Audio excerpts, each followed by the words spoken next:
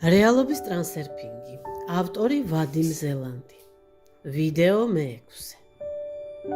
ჩვენ უკვე ვისაუბრეთ იმაზე, რომ აზრი მატერიალიზებადია. რომ ბედს თავად ვირჩევთ შესაძლო ვარიანტებიდან, რომელიც ყოველთვის იყო და იქნება.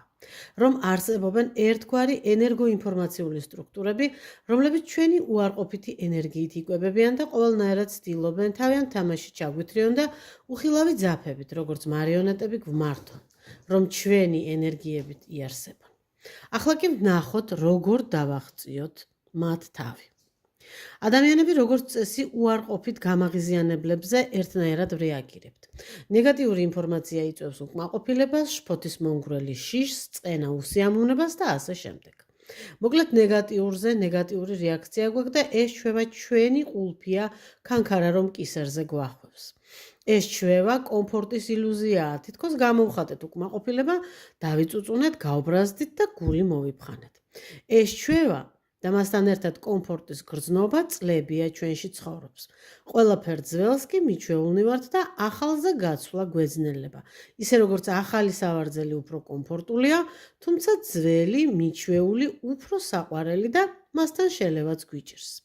საჭიროა დრო და საკუთარ თავთან მუშაობა, რომ ახალ შეეჩვიო, გაითავისო და გახადო ძველი და სანდო. ქანქარებისგან თავის დაღწევის პირველი და აუცილებელი პირობაა ნეგატიურ ინფორმაციაზე უარყოფითად რეაგირების ჩვევის უარყოფა. ეს იოლი არაა, დრო ჭირდება, თუმცა რაღა თქმა უნდა შესაძლებელია. დაუშვათ თქვენ მოისმინეთ ინფორმაცია ავტოკატასტროფის შესახებ. შეწუხდით, დაიძაბეთ, შეშინდით, თქვენ ხომ მანქანით მგზავრობთ. თქვენი ოჯახის წევრებიც ხომ შეიძლება მსგავსი ინციდენტის მონაწილე ან ღმერთმა დაგიფაროთ და მსხვერპლნი გახდნენ. რა საშინელება აიტყვით თქვენ, ისაუბრებთ ამის შესახებ მეზობელთან, მეგობართან, წარმოიდგენთ დაზარალებულებს, შეიძლება თქვენი თავით წარმოიდგინოთ მათ ადგილას. გასაგებია, რომ თქვენი რეაქცია ადამიანურია. შეგეშინდათ, შეგეცოდათ, დაიძაბეთ და მდგომარეობაში შეხვედით. ეს ფრაზა მშვენივრად აღწერს თქვენ მდგომარეობას. მდგომარეობაში შესვლამ სრულიად შესაძლებელია ცხოვრების იმ ხაზზე გადაგისროლოთ, სადაც ავტოკატასტროფაში ხვდებით. ანუ ემოციური ჩართულობა, აზრის კონკრეტულ ფაქტზე კონცენტრირება, მასზე ემოციურად ფიქრი თქვენ ცხოვრებაშიც რეალიზდება. ანუ თქვენ მიიღებთ იმას, რაც ყველაზე მეტად არ გინდათ, რისიც გეშინიათ და შეგიძლიათ დაიფიცოთ, რომ ეს თქვენი არჩევანი არაა. არჩევანი არაა ის, რაც გვინდა ან არ გვინდა. არჩევანია ის, რაზეც ვფიქრობთ, წარმოვიდგენთ, ვლაპარაკობთ და ემოციას და ენერგიას ვხარჯავთ. იმისათვის, რომ არ მოვიზიდოთ ის, რაც არ გვინდა, არ უნდა ჩავებათ ქანქარას თამაშში. არ უნდა ჩავერთოთ ემოციურად ნეგატიური მოვლენების განხილვაში. არ უნდა ვიფიქროთ, არ უნდა ვილაპარაკოთ იმაზე, რაც არ მოგწონს და არ გვინდა. ეს სულაც არ ნიშნავს იმას, რომ უგულოები უნდა გავხდეთ, რომ თანაგრძნობის გარეშე ბოროტებად ვიქცევით.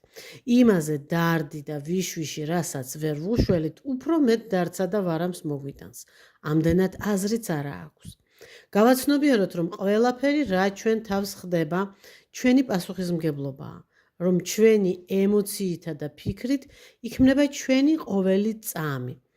და გაგვიოლდება ვიყოთ არა გულგრილი, არამედ ემოციურად თავშეკავებული. არა მხოლოდ გარეგნულად, პირველ რიგში შინაგანად და როდესაც გულში და სულში აღარ გვექნება ფორიაქი, შიში, უარყოფითი წარმოსახვები, ქანქარას ვეღარაფერს მოეჭიდება და დაუძლურდება. თქვენ მისთვის უარყოფითი ემოციებისა და უარყოფითი ენერგიების გარეშე არ იქნებით საინტერესო. ის იკვებება მხოლოდ უარყოფითი ენერგიებით და თქვენ კი მხოლოდ პოზიტიურს ასხივთ.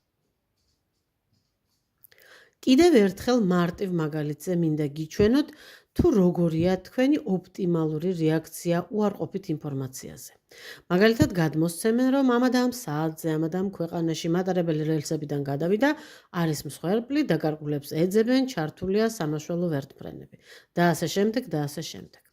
თქვენი რეაქცია პირველ რიგში ეცადეთ არ მოусმინოთ ამგვარ ინფორმაციას და ეს დეტალურად მოწოდებული სურათი რამდენჯერმე არ გაამეორებინოთ თქვენ ტელევიზორს, რადიოს თუ სხვა რაიმე გაჯეტს. მეორე, შეიკავებთ გრძნობებს და მოიტყუებთ თავს, რომ არ გადარდებთ ეს ყველაფერი. მესამე, მოკლედ თქვით, ღმერთმა გიშველოთ. გამორთეთ და გააგრძელეთ საქმე. წარმოიდგენთ, გადარეკავთ მეგობართან, განიხილავთ, მოკლედ მოახდენთ ამ ნეგატივის ტირაჟირებას საკუთარ ზონაში. ეს არაა გულგრილობა და გულქვაობა. ქირურგი არაა გულქვა, მაგრამ ოპერაციას აკეთებს. რომ არა მისი ცივი გონება, პაციენტი ვერ გადარჩება. მაშველი, რომელიც მთაში თუ ხევში დაკარგულ მოგზაურს ეძებს, გულჩვილი ტირილით რომ დაიწყოს საქმე, სამაშველო საქმეს ვეღარ გააგრძელებს და დაკარგულსაც დაღუპავს.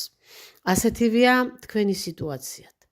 თქვენ გაბარიათ საკუთარი ცხოვრება და ემოციების აყოლას და გასართობად ერთი და იმავეს აღწერას, მოყოლას და ზედმეტ ჩართულობას შეუძლიათ თქვენი ცხოვრება მართლაც მოისროლოს იმ ხაზზე, სადაც უკვე თქვენ კი არ ისმენთ ნეგატივს, არამედ თავად ხართ მსხვერპლი.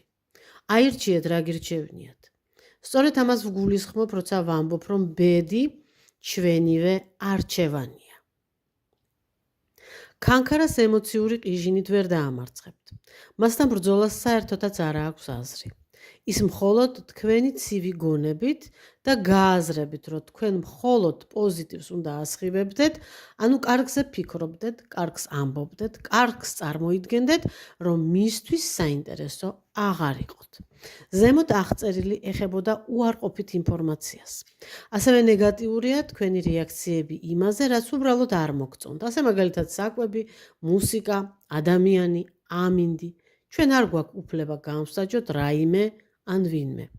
როგორც სურათების გალერეაში, თუ კი რომელიმე ექსპონატი არ მოგწონს, არ ვიწყებთ ყვირილს, არიქა ჩამოხსენით ეს სურათი მე არ მომწონს, რას გავსო. ჩვენ შეგვიძლია მშვიდად გავიაროთ, სხვა დარბაზში შევიდეთ და იმას ვუყუროთ, რაც მოგვეწონება. მეცაც გეტყვით, შევიძინოთ და სახლში, თუნდაც ორიგინალი ან თუნდაც კოპიო ვიქონიოთ. აი კიდევ ერთი არჩევანის მაგალითი. ნებისმიერი უარყოფა, აგრესიული ემოციური კონსტატაცია, ამა თუ იმ საგანზე თუ მოვლენაზე ნეგატიური და დამანგრეველია თქვენთვის. თუ მისცემთ საკვებს კანკარას, ის აუცილებლად ბუმერანგივით დაგიბრუნებთ ამ თქვენ უარყოფით ემოციას.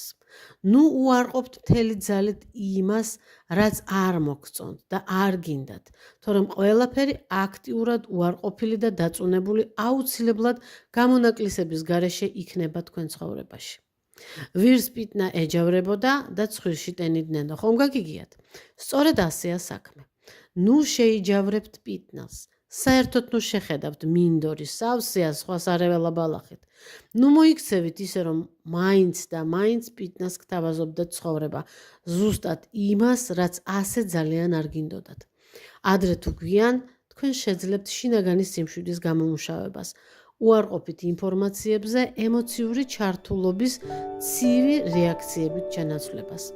ანუ გათავისუფლდებით კანკარების ზეგავლენისგან, მის მიერ თავსმოხვეული მიზნებისგან და დაიწყებთ საკუთარი გზის ძიებას და აუცილებლად შეძლებთ მის პოვნას და საკუთარი მისწრაფებების, სურვილების რეალიზებას და რაოდენ გასაკვირიც არ უნდა იყოს, განსაკუთრებით ამ თავის შემდეგ ამაში თქვენ კანკარა დაგეხმარებათ. ოღონდ თქვენი კანკარა, რომელზეც მომდევნო ვიდეო ნაწილში ვისაუბრებთ.